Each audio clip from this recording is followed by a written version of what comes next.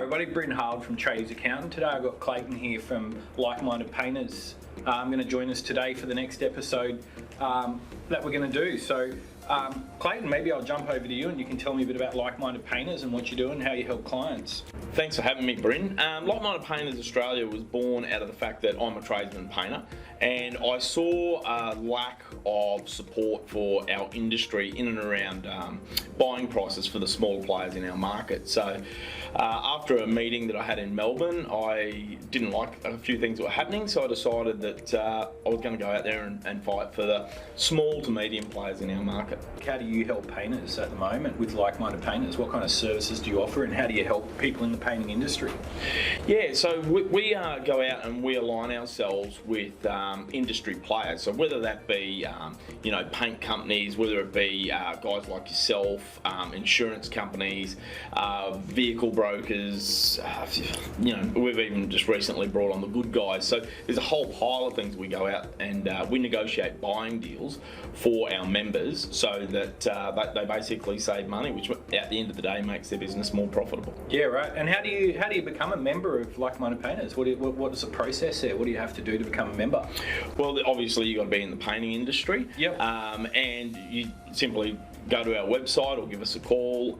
There's an annual fee which is not cheap stations. We're talking like $220 a year. Yep. And once you pay that, you then get access to our buying deals. And there's a process of around setting up accounts and all that sort of stuff for our members so they can access those deals. Yeah, right. Yep.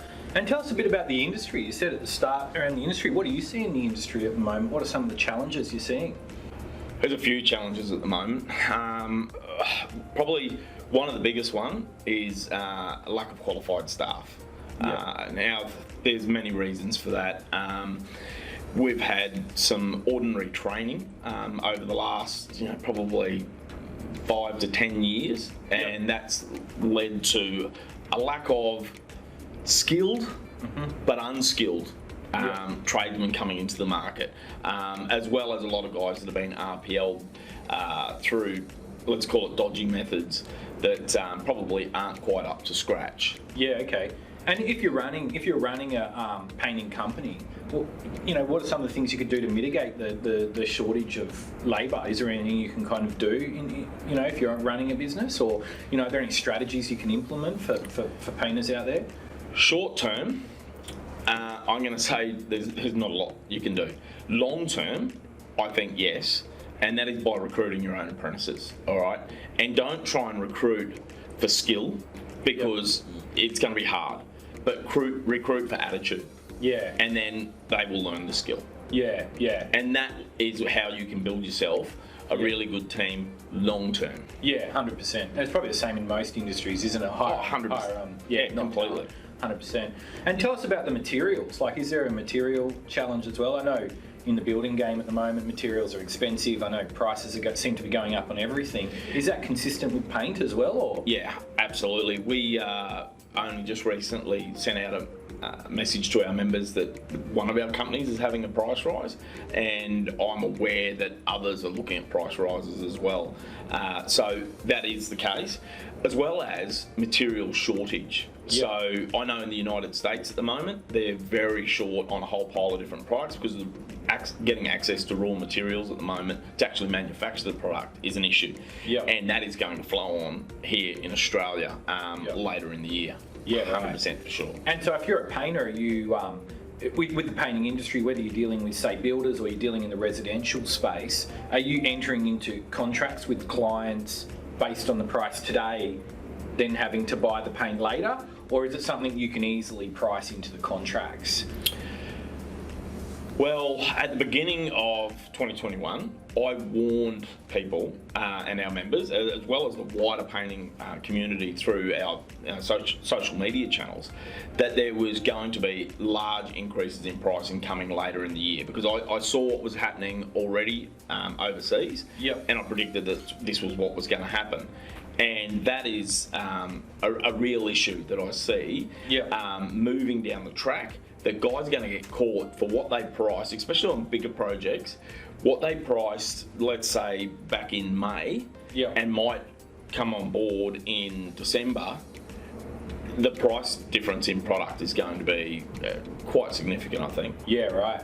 And so the best ways, can you put, I wasn't 100% versed on a contract for a painter, but can you put provisional sums for the prices so you can pass that on? Look, I would probably be trying to do it. Unfortunately, in the industry and the builders being builders, they pretty much won't accept it. And builders are being very wary as well at the moment because they know they're being stiffed left, right and centre and being caught out by these price rises everywhere for what they've also allowed for. So they want to lock things in. They don't want to be caught out. So I can't see they're going to allow painters to do that, especially the way, unfortunately, a majority of builders seem to treat our industry as it is. Yeah. So let's get on to that issue. Like, I know, Clayton, that you'd ran a painting company previous to LPA. Tell me about that experience in dealing with builders previously. You know, tell us maybe some war stories there about how you dealt with builders in the past. Well, where do I start with that?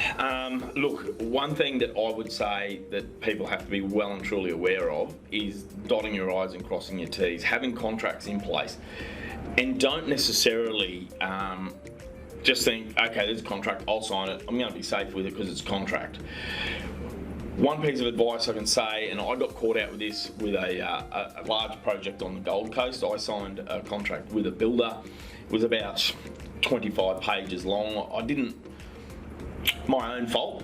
I didn't really investigate that contract because I had that belief that, oh no, it's a contract, they're going to do the right thing. It had a clause in there that was very unfair, and that was basically if they decided they didn't like the product, the end product, whether it was up to standard or not, if they just went, no, we don't like it, they didn't have to pay.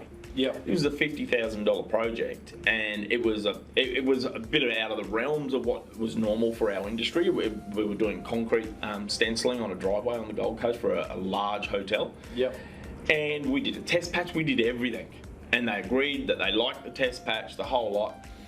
Once the whole driveway was done, they went, oh, it's not actually how we pictured it. Yeah, and so they just used that clause and said, yeah, we're not going to pay. Wow. And if you went back now into that situation, or for another painter that's going into that situation, what would you tell them, or what would you tell yourself if you went back to that situation now, knowing what you know? Oh, as I say, if you get a contract put in front of you, don't necessarily just go, okay, it's a contract, I'm going to be safe.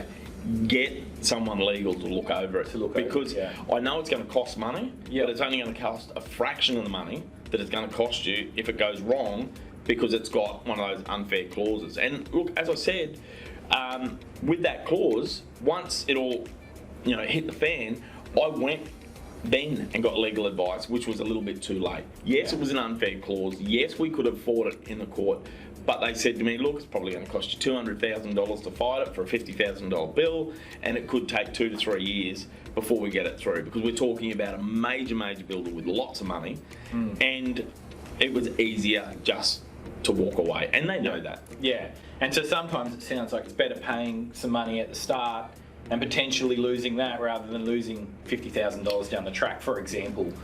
I'd say this, would you hop in your car and drive down the street without it being insured?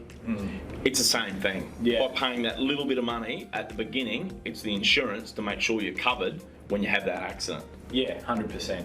And let's get back to that. So if you went back now, knowing what you know, and you met a younger Clayton when you were just starting out, what advice would you give them, and what would you say to maybe some of the painters out there at the moment thinking about, going out on their own and doing their own thing? Oh, look, realistically, think long and hard about it. Don't get me wrong, I've made a really good life out of this industry, and I've done really well. However, it's not all roses.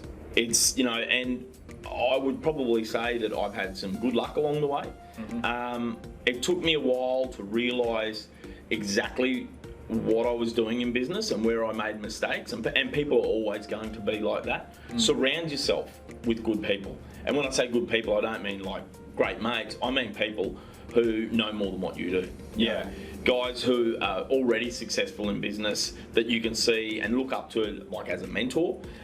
Because they're the ones that have probably already made the mistakes that you're going to make, and will help guide you through that and steer you in the right direction so you don't make those same mistakes. Yeah. Because it's not that easy in business at all. Yeah, 100%. And it's almost like we teach some of our clients have your internal team and then your external team, which, can consist of, the accountant, the lawyer, the mentor, as you say. Like, that's a really important part in business, isn't it? Absolutely. And again, people go, oh, I can't afford that. If you can't afford it, you can't afford to be in business. Yeah, 100%. And just back onto the industry at the moment, like, what do you see the current climate now, and how do you see the industry going over the next 3 to 5 years? Like, what things do you see happening in the industry over that time? It's going to become tougher. I honestly think the bigger players in the market are going to become stronger. The labour shortage is going to have a massive impact. Yeah. And unless we do something quickly about trying to drive apprentices into our market and into our trade, then we're going to have some big problems. The federal government recently has stamped out third-party training, so that's where a RTO gets an apprentice on board and then subcontracts the training out. They've sort of moved to stop that, which I think is a really good thing for the industry, because that, like subcontracting a job, whether you're a concreter or a painter or whatever, and the primary contractor gets a contract and then subcontracts it out, they take a big whack with the head contractor, and then they give it to the subcontractor. And generally, then you find that in those cases, the subcontractor starts to cut corners to be able to make money. Well, it's the same thing with training, but when they cut corners, they're dumbing down the industry and they're taking away the skill, and they're just signing off on people that probably aren't up to being fully qualified. And that's where we're having the industry issues, where guys are coming out of their trade but not really being 100% qualified. Yeah, and you said before the way that you'd think to mitigate that is getting younger people in with a good attitude and then trying to teach them the way you do it in your company. Absolutely. Employ for attitude. Yeah. And that you can teach them exactly how you want it to be. And generally, if they've got the right attitude, you can bring them through and you can turn them into really good tradies. I've done it with my business in the past, and my guys have gone on, they've started their own businesses and they've been quite successful.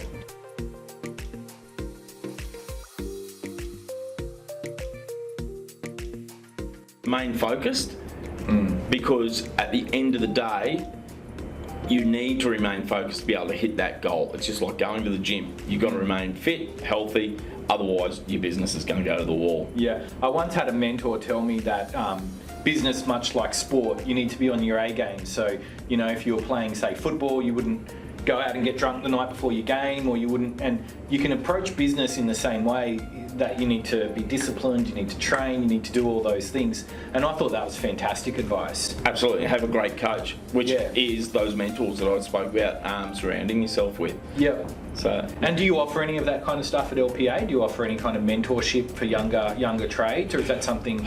We don't have an official mentorship, but we have guys contacting us all the time looking for that advice, and then there's some things that we can help them with.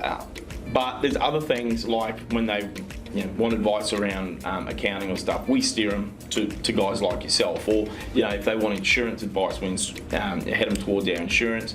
We've got HR, we've got financial guys, so we've got all that there. Yeah. So we've got the experts. Yeah. And we steer them in the right direction. So you put that external team together, and anyone that joins is able to tap into that knowledge base, so to speak. Absolutely. Sounds like a fantastic idea, Clayton. Thanks for joining us today. And that pretty much concludes the Traders Accountant interview. Thank you.